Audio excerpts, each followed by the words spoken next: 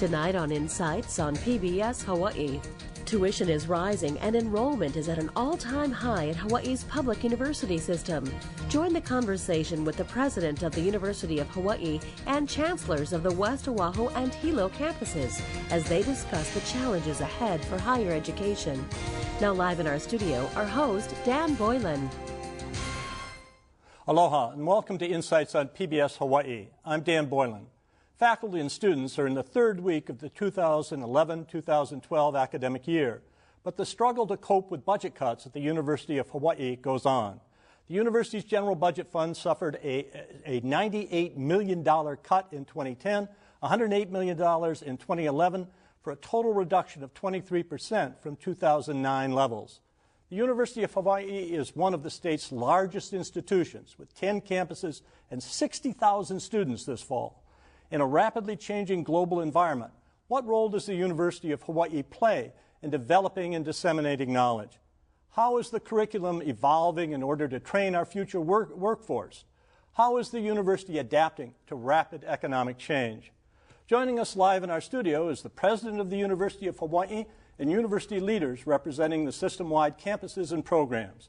We also invite you to join the conversation by calling in, emailing, or tweeting your questions and comments, or you can join our live blog. The contact information you now see on your screen will be shown regularly throughout the program, and the sooner you send in your question, the better chance we'll be able to include it. Before proceeding, allow me to acknowledge my conflicts of interest. I received a degree from the University of Hawaii and taught at its Manoa and West Oahu campuses for 40 years before my retirement. But I harbor a lot of resentments. Now to our panel. M.R.C. Greenwood became the 14th president of the University of Hawaii in August 2009 and is the first woman to serve as the university's chief executive officer. She has also served as provost and senior vice president for academic affairs for the University of California system, the system's second highest position, and as chancellor of the University of California, Santa Cruz, from 1996 to 2004.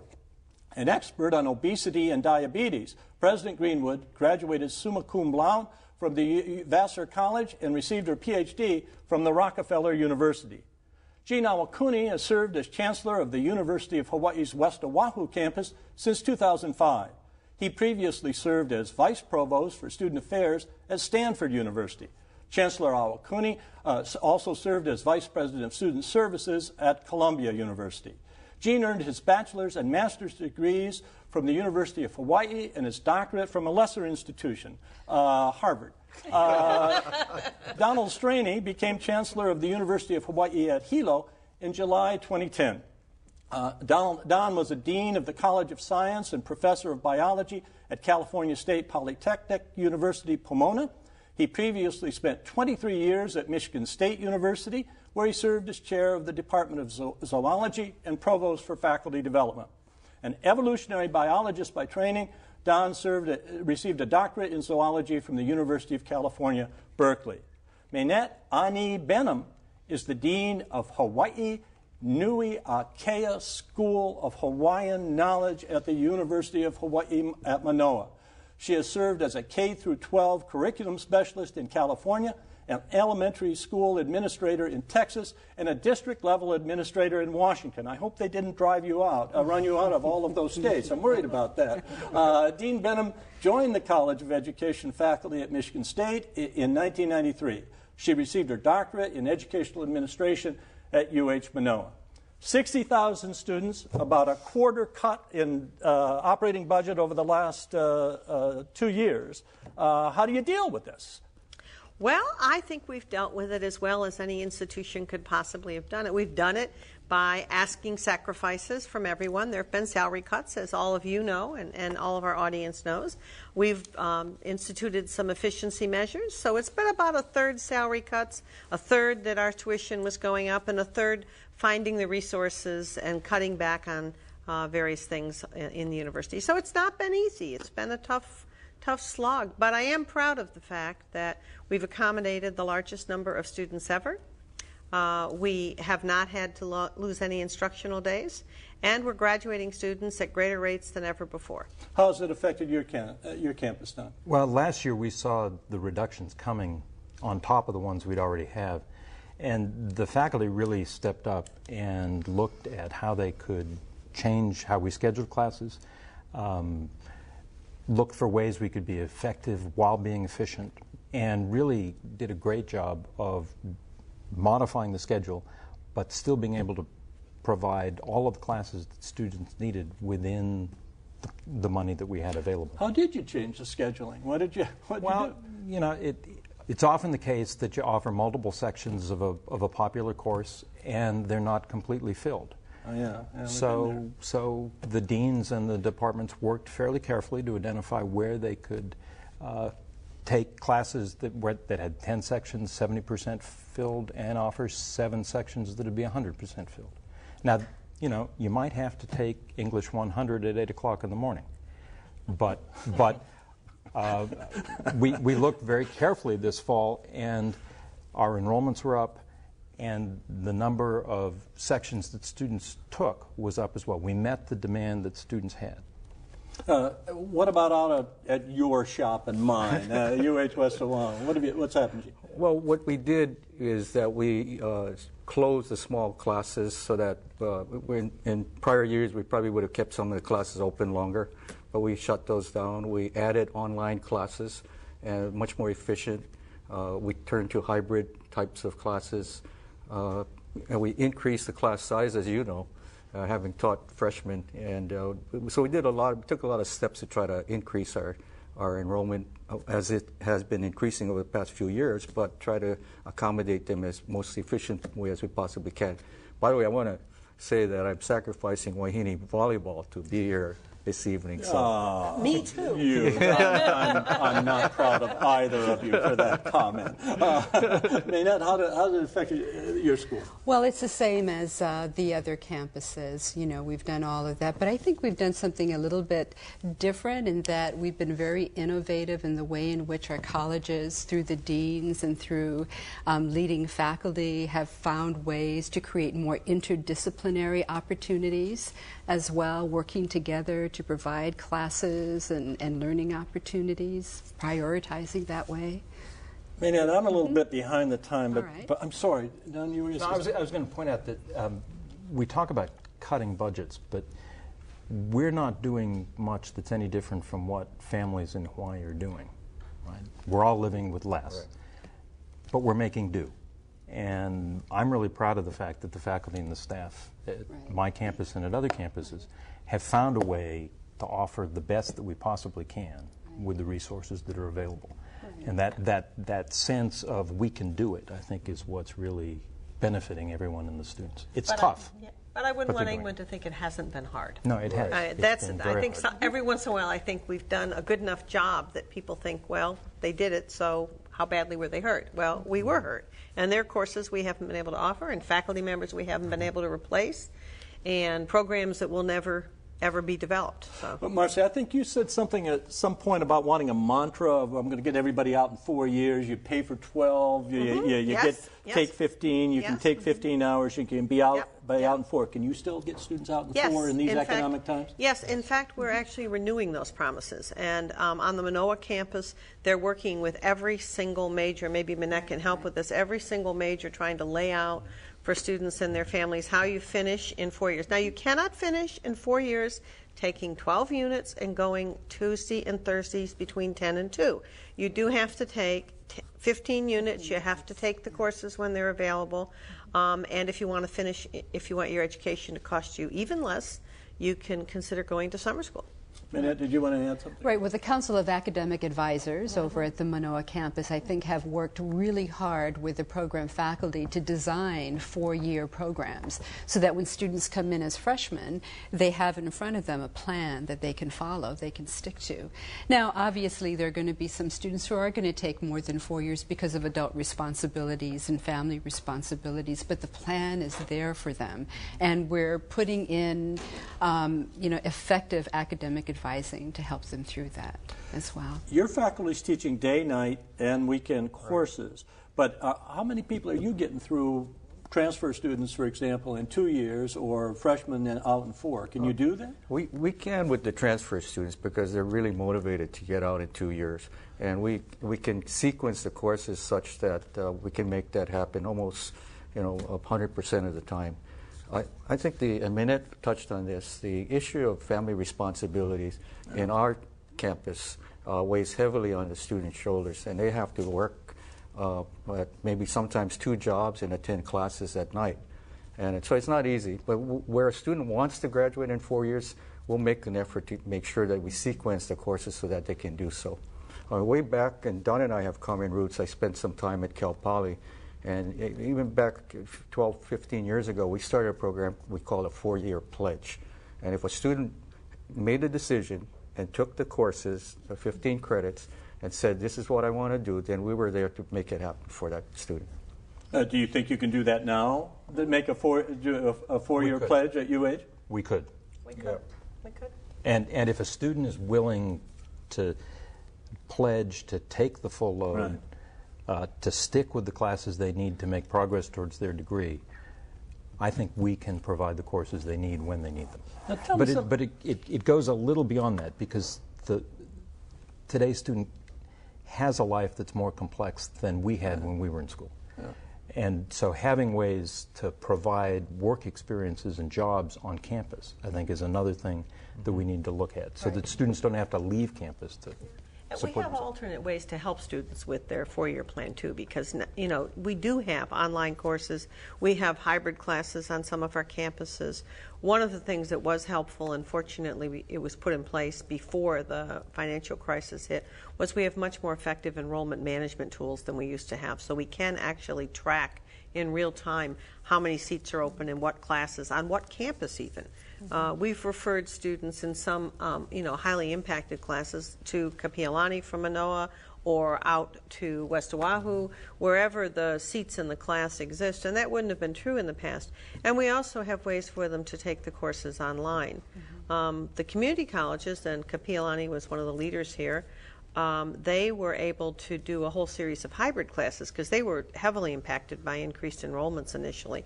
And they don't have increased facilities. But if you do a class where it meets once a week in person, and then the second session is online or in some kind of asynchronous learning setting, the students like it just as well. That's been the assessment. They like it just as well. They're doing just as well.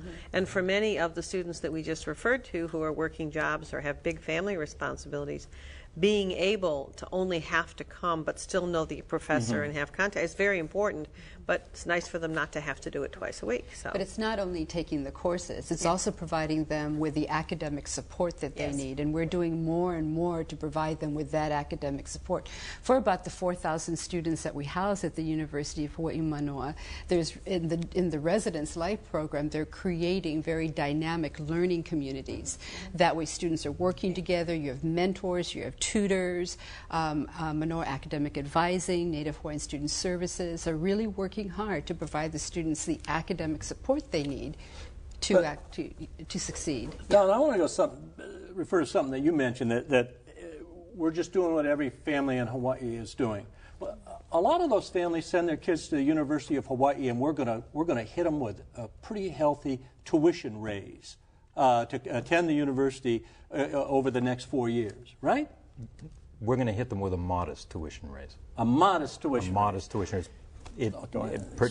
We're at UH Hilo, we're looking at a tuition increase that's proposed for next year that's $120 more for a full-time student, $10 more per credit than they're paying this year.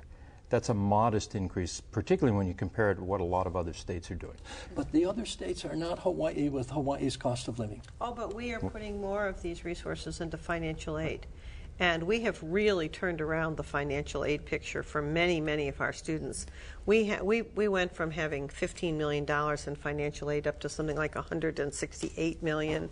It has really changed the profile. And many, many students who would not come to the university because they simply read the sticker price and said, we can't afford this. We've been getting to some of those students and helping them understand how to fill out the the family forms, the federal forms, helping them understand that the sticker price is not what you actually pay if you qualify for aid, and that in fact we're trying to make it as affordable as possible. Nobody likes to raise tuition. Nobody likes to do that, but increasingly the operating costs of the university are having to be covered by tuition because the state is unable to continue to support that. Another aspect of this, I'm going back at Don. One of the gripes about the University of Hawaii is that we've been a parochial university because what are we? 83% are in-state students, right? And so they're not interacting that much and haven't historically with students from other states. And we're really whacking them on the non-resident tuition. Well, non-resident tuition, yeah, you're right. But we're not whacking them compared to what they would pay. Whacking may be an inappropriate word. Let's leave that. I don't think I would have chosen that word. That was not good. Out-of-state students are paying their way. I mean, that much is true. And they're contributing to the cost of educating all of the students. UH Hilo is 70% in-state, 30% out-of-state. And we think that's a really healthy mix because it brings to Hilo people from other parts of the country and other parts of the world. And that's part of what we do, part of what our contribution is to the community, is to connect people with everything else. I asked my students the other day, why are you here at the UH West Oahu? And three of the 18 said they're here because it's cheaper than Manoa. Right. You going to stay that way? We are. How much cheaper? Well, we're now about 40+ % below Manoa. Manoa is in the 8,000 range. We're at 5,000, and we'll track with Hilo because we're so the two of you are eventually we'll converge after 5 years. We'll be at a little over $7,500. So it will still be affordable. And we did a survey of Leeward residents about affordability, and even after the 5-year tuition schedule is fully applied, we still are in that affordable tuition range. And so we feel very confident that the students and others understand why we need it. We're in our growth mode. We're making a transition to a new campus next year in Kapolei. There are a lot of startup costs that will not be covered by general funds, and there's got to be a way for us to make up the difference to be able to hire more faculty, more staff, provide more financial aid and student support. So provide offices for retired faculty. They kicked you out the door the minute they retired. You're out of here. You're out of here. We'll probably put 5 of you in one office back in the back somewhere. I had a feeling that was coming. But I don't really understand your school. I admit I'm way behind. Hawaii Nui Akea? Yes. Okay. I don't understand it because I know the language program. They're all under your school now. Hawaiian Studies is an academic unit with an undergraduate and graduate program. Hawaiian Language, also with an undergraduate and graduate program. Kapapalo'i o Kaniwai, which is our cultural resource center, our land-based cultural resource center, and Native Hawaiian Student Services, which actually supports all Native Hawaiian students on the campus of Manoa. Are they physically now located in one place? No, Hawaiian Studies is located down in Dole, and Hawaiian Language is on campus, and the Student Services is in the QLCSS building. So we occupy a large part of Manoa campus. And why was this amalgamation made, or confederacy created, or what's the point? I don't quite know the word. Well, first of all, Hawaii Nui Akea is the largest and the only indigenous college in a Research One institution in the United States. And so we are at the forefront, I think, of recognizing the importance of an indigenous worldview, language, politics, geography, ways of thinking of the world. And it makes Manoa a very unique place in terms of its position among all Research One institutions, in that we not only have a deep commitment in terms of scholarship, teaching, and service to the indigenous people of this land, but we also have a commitment to all indigenous peoples globally in the Pacific region and in the continent. Yeah. So you're creating a curriculum. They've had one for some time. Both. Since 2007. Actually, both have been programs. Let's see, Hawaiian Language was in LLL, Language, Linguistics, and Literature for about 60 years. And Hawaiian Studies has been a part of what used to be SHAPS, Right. and now it's SPAs, for quite some time as well. Well, somebody's sitting out there and saying, this looks like why the cost of higher education has soared in the United States. Perhaps some critical old faculty member will say, another layer of bureaucracy is put over three programs to make it one. And that means staff, that means... No, it makes a lot of sense to actually put Hawaiian Studies and Hawaiian Language as well as it would be to put other languages along with their cultural and historical and social sciences together in one college or one school or in one house. It makes a lot of sense to do that, because what you do is that you bring those group of scholars together as opposed to separating them out, which cost a lot more. And you bring the students together, creating more dynamic learning communities as well. How do these two institutions or the community colleges access a center like this? They all have their centers as well. Hilo has Kahakula. Ke'elikolani, Hawaiian Language College. We have a program. We don't have a center, but in the future we're hoping to establish one.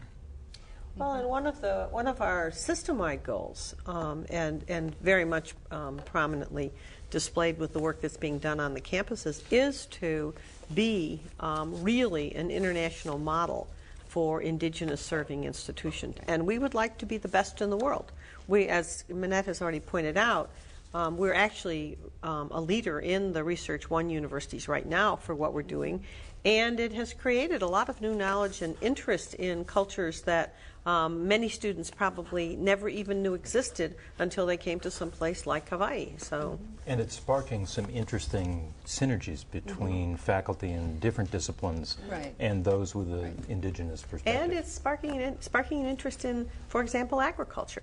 You know, when students learn about the Hawaiian relationship to the Aina and the way in which the land was organized and how it was in fact remarkably productive, it really does resonate with today's sustainability and farm to plate movement. Right. And those things are modern terminologies, but for very old concepts that we happen to be uniquely expert in. But yeah, I mean, Hawaiian Language is the fastest growing language on the campus of the University of Hawaii Manoa. More and more students, both Hawaiians and non-Hawaiians, are really wanting to understand this place that we live in. You know, and I think finally the University of Hawaii and the campuses are recognizing this unique place and the culture and the people. When I came to Hawaii for the first time in the mid-'60s, it was all about Asia and the Pacific, Hawaii, Asia, and the Pacific. Right. And, the University of Hawaii got $1 million from the Japanese, one of the 10 universities in the country, to get it for their library. It was, and the idea of Hawaii as a centric city, but it seems to me that's become much more lower key now at the university. I don't think that's true at all.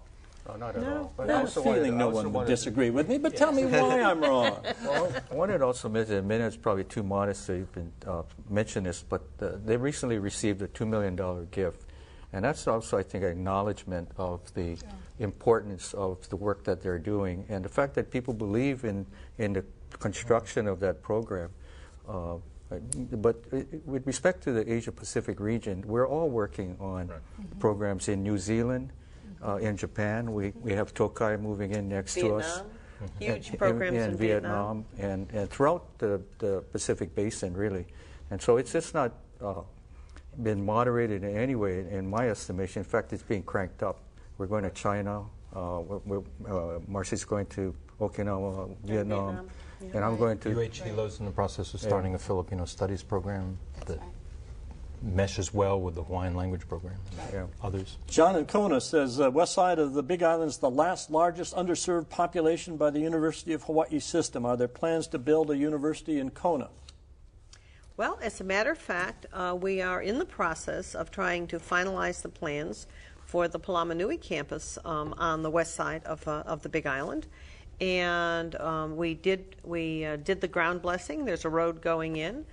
Yes, we have plans to open those facilities. And what's even nicer is that both Hilo and Hawaii Community College have been planning to offer four-year degrees out there and to find a way to really bring that educational environment out there, and also to identify the niches in the educational, if you will, the educational network that the university represents that we could develop that are specific and unique to that area. UH Hilo will begin offering a four-year degree in Kona. You can take it residing there without having to come to Hilo in business administration beginning in January. Dwight in Hilo asks, why is the University of Hawaii destroying Mauna Kea? And I assume this has something to do with the observatories on Summit. Well, I'm very sorry that Dwight believes that the university is destroying Mauna Kea. You know, we put a lot of time and effort into a comprehensive management plan for the Mauna Kea property that we're responsible for stewarding. We take a great deal of care to understand and work with a number of members of the Native Hawaiian community to help us understand the best way to manage those properties. So it certainly is not our objective to destroy Mauna Kea, but rather to find a common path that will work for all of us over on Mauna Kea, including the astronomers. The current argument is over the 30-meter telescope, Right. If I'm not mistaken. That's correct. And where is that negotiation or mediation at the moment? That at the moment we're going through a contested case process, and we're about, I would say, maybe halfway or so through it. We've been through all of the planning process up until then. So until we are through that process, that's where we are. And there might be a Dwight in Maui who was saying, why are you trying to destroy Haleakala? And in that instance, it's the Advanced Technology Solar Telescope, right? Where is that? The solar telescope is to be located in Haleakala. That telescope is fully funded and ready, will be ready to go as soon as we are able to work out the arrangements and the concerns in the, once again, the legal and environmental process that one has to go through for this. You know, we have got the premier astronomy precinct in the world in Hawaii. And there is an international national heritage movement going along, very similar to the ones that went with marine preservation sites and cultural preservation sites. That's a Dark Skies initiative, where the countries, or the states in our case, that have the great viewing opportunities would pledge to keep their skies dark for the future, which is incidentally environmentally a very sound thing to be doing as well. Maynette, I would imagine there are members of your faculty and some students who attend some of your, who would have some disagreements about whether the university should build. It's a very complex issue. I mean, in the Native Hawaiian community, you're going to get multiple voices voicing different sides of the case. I think what the university is very good at is providing an opportunity for people to have that discourse. And it's my hope that we can do things that are very respectful to our land and our culture.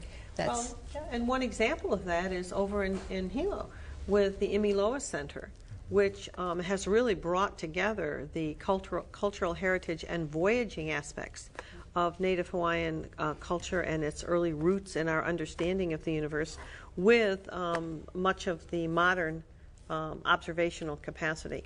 And one thing I do think I would like to be sure to stress is that, you know, we do have instruments already on Mauna Kea. They've been there for 30 or 40 years. There's no intention to enlarging the number of telescopes. We're actually, you know, carefully working on introducing this one and decommissioning others as time goes by. Gina, we've had more than one person at this table who said the way to save money for the university was to kill that place, West Oahu, and abort it before it ever gets built. Don't you have, how are you going to show them? How are you going to show them? You're going to open up these 7 buildings, but do you really believe you can build a big enough campus out there that people say, hey, this worked? Yes, that's the short answer. The longer answer is that if you look at the demographic shift on Oahu, when I left Hawaii, now well over 30 years, the center of the population on Oahu was just on the west side of Red Hill. When I returned in 2005, it had shifted out to Sam's Club on the other side of Pro City. Now, if you've lived here all that time, you wouldn't have noticed that shift. But if you're on the west side at any time of the day, you understand that that shift has been dramatic. The population growth over the last 10 years has been all on the west side, 11% growth, and the rest of Oahu is 0.2%. So our service area, not only because we have the highest number of Hawaiian beneficiaries on that side of the island, but just general population, residents are really been waiting for a long, long time for this campus to open. It will provide valuable access that may take some cars off the highway, but also provide applied programs where they can get into good-paying jobs immediately upon graduation. So yeah, I think it's going to be of great service. We have history in Hawaii that suggests when a new campus opens, like KCC, when they moved to the Diamond Head site at Pensacola, they were probably under 2,000. This fall, they were at 9,000 students. Leeward Community College was never expected to be at the 7,000 student population that there are now. And so I believe that the growth is going to be exponential. What I am not hearing from any of these folks, you folks, are goals. Where are they heading? What do they want staffing and student levels to be? What about a goal of a tuition-free university for Hawaii residents? The goal drives the focus. They seem focused on a lack of money. What's your long-term vision? You're new on you're the newest one on the block. What's your vision for the University of Hawaii Hilo? UH Hilo got to 4,000 students last year. We're continuing a slow growth. In 10 years, we might be at 7,000. It depends on how much student housing we can make happen in Hilo. But UH Hilo is going to be a practical university that prepares students to apply what people have learned. It's going to connect people with careers and contribute to the economy of the island and of the state. You've got a new school over here, the pharmacy school, which I understand was an immediate success when you opened. Right. They're admitting 1 out of 12 students. The demand is high, and the graduates are finding extremely good placements. You mentioned housing, and I know you've got a housing problem, both in terms of renovation and in terms of building new housing. Exactly. And what are the plans for? Well, for all the campuses. I mean, the housing is an issue for all of our campuses, for both the students and for the faculty and the staff. The issue of affordable housing and how you build it and where you build it and how you use public lands for that, those are issues that we all grapple with all of the time, trying to find a way to improve them. Now, at the Manoa campus, which is what I think you were referring to, there has been a real transformation of the student dormitories.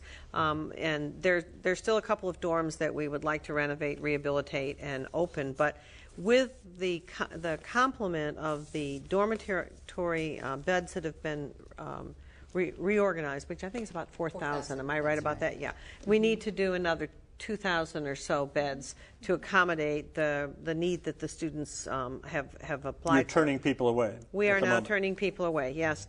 And in addition, we will be completing the Student Center over there in the next year or so. And that's going to create a real, if you will, student life magnet in the center of the Manoa campus, which I think will make it very much more attractive to families that would like to stay in Hawaii, students who would like to stay in Hawaii. It'll be a much more attractive and more, perhaps more like our competition than it has been in the past. And you're building more dorms. Right. The legislature was very good to us and provided $32 million to begin building a new housing complex on campus.